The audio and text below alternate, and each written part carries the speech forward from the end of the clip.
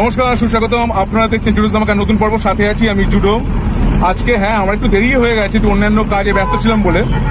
আমি দেখতে যাচ্ছি শাকিব খান অভিনীত তুফান স্টার থিয়েটার, ঐতিহ্যশালী থিয়েটার কলকাতার, যেখানে স্বয়ং ঠাকুর রামকৃষ্ণ পরমহংসদেবের পদধূলি যেখানে পড়েছিল, সেই জায়গায় হচ্ছে ছবিটি। দেখতে যাচ্ছি। এবার ছবিটা দেখে আমার কেমন লাগবে তা দেখেই বলতে পারবো। ব্যাস, তাহলে আমার এই ব্লগটা দেখে থাকুন শেষ অবধি। আমার রিভিউটা আসছে এরপরে। স্টার থিয়েটারে পৌঁছে গেছি, টিকিট কাটা হয়ে গেছে। দেখতে পাচ্ছেন তুফানের পোস্টার। তা শাকিব খানের তুফান ছবিটা দেখলাম। পরিচালক রাইহান রফি, প্রডিউসার হলো আলফা আই, ডিজিটাল পার্টনার চরকি এবং ইন্টারন্যাশনাল ডিস্ট্রিবিউটর এসভিএফ। এই ছবির গল্প আপনারা ইতিমধ্যে সবাই জেনে গেছেন, বাংলাদেশের লোকেরা সবাই দেখে ফেলেছে, এখানকার মানুষজন অনেকেই দেখেছেন। এইটা আর গোপন নেই যে এই ছবিতে শাকিব খানের ডাবল রোল। শান্ত একজন অ্যাসপায়ারিং অ্যাক্টর, সে হিরো হতে চায়, কিন্তু হিরো রোল তার কপালে জোটে না। অন্যদিকে জুলি হলো পোশাক ডিজাইনার। জুলির সাথে শান্তর খুব ভালো সম্পর্ক।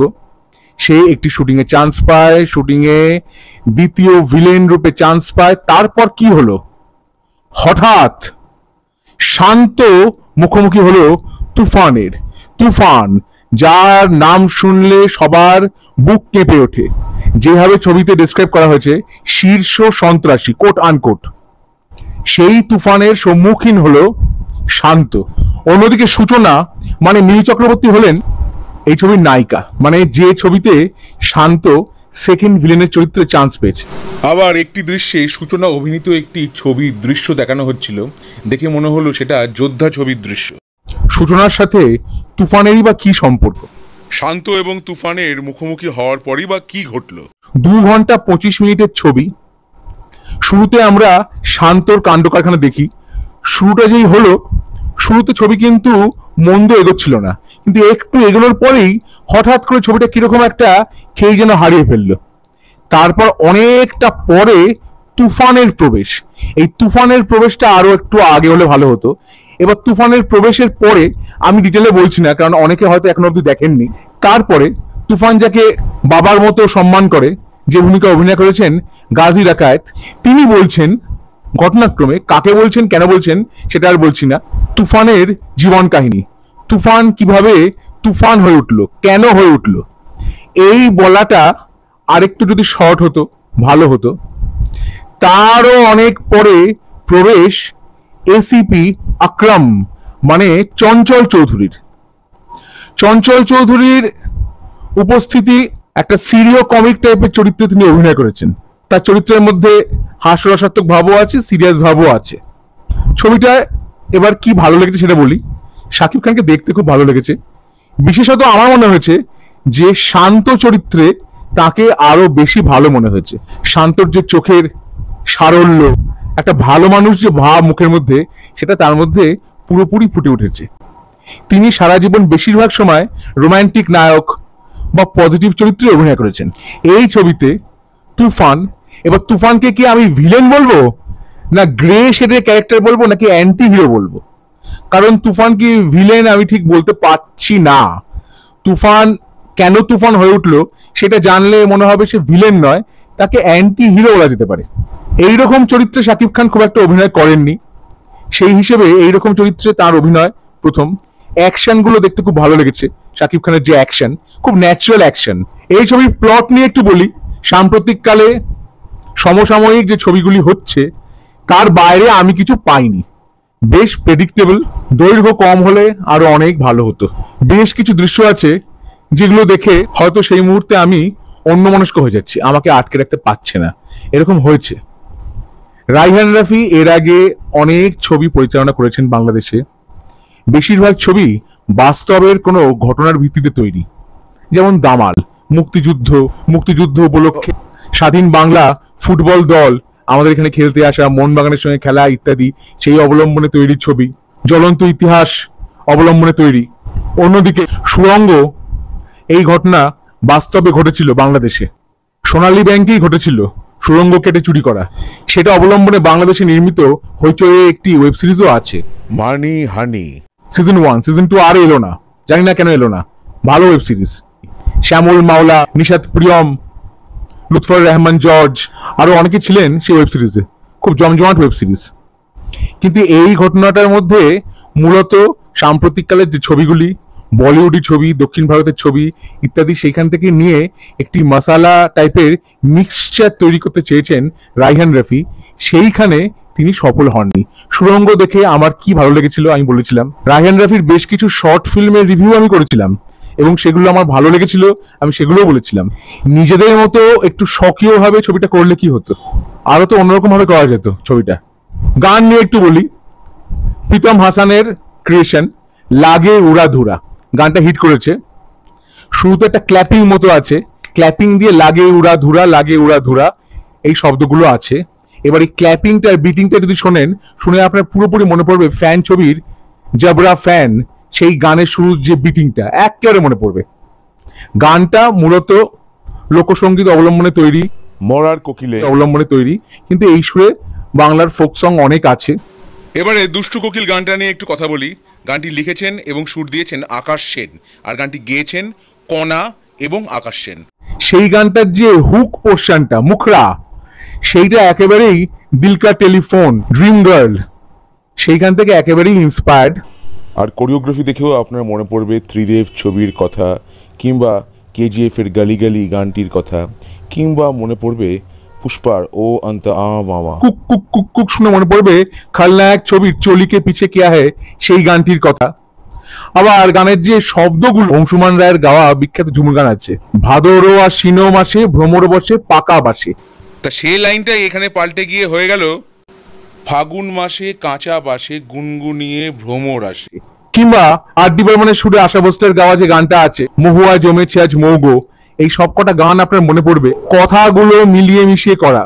হঠাৎ করে শুরু হয়ে গেল চোখে চোখে কথা বলো মুখে কিছু বলো না, আশা ভোসলের বিখ্যাত গান আর ডি বর্মনের সুরে, সেইটা হয়ে গেল অন্তরাল লাইন। যাই হোক, গানগুলো হিট হয়েছে। কেজিএফ এর সংলাপে ছিল ক্যা চাহিয়ে রে তুঝে, তা শিশু রকি বলছে দুনিয়া, আর এখানে তুফান বলছে পুরা দেশ। আবার বাজারে একটা খুব জনপ্রিয় ডায়লগ আছে, মেরা বাচ্চা হ্যায় তু, সেরকমই বশির ভাই চরিত্রে মিশা সওদাগর, তিনি তুফানকে বলছেন মেরা বাচ্চা হ্যায় তু। অ্যানিমালের রণবীর কাপুরের মতো মেকআপ, হাঁটা চলা, এগুলো তো দরকার নেই, কোনো প্রয়োজন ছিল কি? শাকিব খান এত বছর ধরে বাংলাদেশের জনপ্রিয় নায়ক, তার নিজস্ব পরিচয় আছে, এত হিট ছবি আছে, তিনি সুদর্শন একজন নায়ক, তার তো এটা কোনো প্রয়োজন ছিল না যে এই একই ধাঁচে চুল লাগিয়ে দাড়ি লাগিয়ে এইভাবে করা, কি দরকার ছিল? তিনি নিজে একটি নজির তৈরি করতে পারেন, তার এই মেকআপের কোনো প্রয়োজন ছিল না।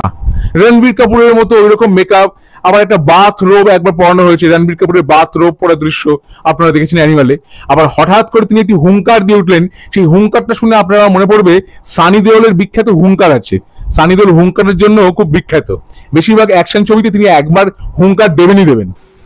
আ করে হুঙ্কার দেন, ঠিক সেই হুঙ্কারই শুনলাম এই ছবিতে। তিনি যখন ধূমপান করছেন, সেই ধরনটা পর্যন্ত রণবীর কাপুর যেভাবে ধূম্রপান করছিলেন, ঠিক সেই ধরন। এটা কেন? তার তো এটা প্রয়োজন ছিল না। পরিচালক এটা কেন করলেন?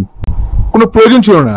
শাকিব খানের নিজস্ব পরিচয় আছে, এই ছবিটাকেই আরো অন্যরকম ভাবে তৈরি করা যেত। অ্যাকশন দৃশ্যগুলো কিন্তু ভালো, যে বন্দুক চালানো ইত্যাদি অ্যাকশন দৃশ্য।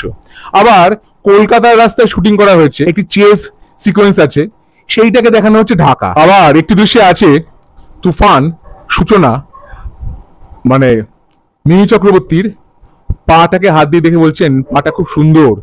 এইটা দেখে কিন্তু স্ট্রেট মনে পড়বে পাকিজা ছবির ফেমাস সংলাপ, রাজকুমার মীনা কুমারীর পায়ের দিকে তাকিয়ে বলছেন, ট্রেনের কম্পার্টমেন্টে উঠেছে, মীনা কুমারী ঘুমোচ্ছেন কিন্তু তার পাটা দেখা যাচ্ছে। পরে তিনি একটি চিরকুট লিখে চলে গেছেন, आपके पैर बहुत हसीन है, इन्हें जमीन पर मत उतारिएगा, मैले हो जाएंगे। শেষে একটা চমক দেওয়ার চেষ্টা করা হয়েছে। আর তুফান 2 এটিও আসবে এরকম একটা ইঙ্গিত পাওয়া গেছে এই ছবিতে। কিন্তু সাম্প্রতিক কালের পপুলার কিছু ছবি, দক্ষিণ ভারতীয় ছবি, হিন্দি ছবি, পুরনো হিন্দি ছবি বা এখনকার হিন্দি ছবি, অমিতাভ বচ্চনের ডন বা এই যে ডপল গ্যাঙ্গার, এইরকম প্লটে কিন্তু আগেও ছবি হয়েছে। উত্তম কুমারেরই তো আছে ছবি। ঝিন্দের বন্দি কিংবা বন্দি, ভ্রান্তি বিলাস, এরকম উদাহরণ অনেক আছে। অমিতাভ বচ্চনের আছে, মিঠুন চক্রবর্তীর আছে, শাহরুখ খানের আছে, শাহরুখ খানের ডুপ্লিকেট ছবিটা সেও তো একই প্লটের ওপরে, একজন শেফ আর একজন গ্যাংস্টার। এই ছবি সিনেমাটোগ্রাফি নিয়ে আমার কিছু কথা আছে। অনেক চেষ্টা করেছেন কিন্তু জিনিসটা ওয়াইড হয়নি। শুরুতে একটি গান আছে, একটি অংশ আপনাকে মনে পড়াবে ডঙ্কি ছবির मैं লুটফুট গায়ার শাহরুখ খানের একটি ভঙ্গির কথা, আবার ওম শান্তি ওমের কথাও কিছুটা মনে পড়বে। এই ছবিতে অনেক বিখ্যাত অভিনেতা অভিনয় করেছেন, সালাউদ্দিন লাবলু, ফজলুর রহমান বাবু, সুমন আনোয়ার, মিশা সওদাগর, শাহিদুজ্জামান সেলিম। তবে এরা প্রত্যেকেই খুব স্বল্প দৈর্ঘ্যের চরিত্রে অভিনয় করেছে। চরিত্রগুলির দৈর্ঘ্য আর একটু বড় হলে ভালো হতো। একটি দৃশ্যে অ্যানিম্যালের বিজিএম হুবহু শুনতে পেলাম। আর তুফান চরিত্রে শাকিব খান যেভাবে হাতে গ্লাসটা ধরে সমানে শেক করছিলেন, সেইটা কিন্তু মনে পড়াবে জেমস বন্ডের সেই বিখ্যাত সেকেন্ড নট স্টার্ড বলে মার্টিনি পান করার দৃশ্য। তবে শাকিব খান শান্ত এবং তুফান দুটি ভূমিকাতে যে অভিনয় করেছেন, দুটি চরিত্র যে আলাদা সেটা কিন্তু স্পষ্টভাবেই বোঝা গেছে। নাবিলার চরিত্রটি স্বল্প দৈর্ঘ্যের, দেখতে ভালোই লেগেছে। মিমি চক্রবর্তীর অভিনয় আরো ভালো হলে ভালো হতো। এই ছবি দেখে একটু মনে পড়বে আয়নাবাজির কথাও, সুরের দিক থেকে, মিউজিকে, অ্যানিমাল, কেজিএফ প্রভৃতির কথা মনে পড়েছে। তাহলে তুফান দেখে আমার কেমন লাগলো, আমার অভিজ্ঞতা আপনাদের সঙ্গে আমি ভাগ করে নিলাম। আমার ভিডিও ভালো লেগে থাকলে অবশ্যই লাইক করুন, শেয়ার করুন, সাবস্ক্রাইব করুন আমার চ্যানেল এবং আমার ফেসবুক পেজ জুডোস ধামাকা, সেটাকে লাইক করুন, ফলো করুন। পরের পর্বে ফিরছি নতুন কোনো চমক নিয়ে, নতুন কোনো ধামাকা নিয়ে। হ্যাশ লা ভিস্টা জুডোস ধামাকা, লেটস ডু দ্য ধামাকা।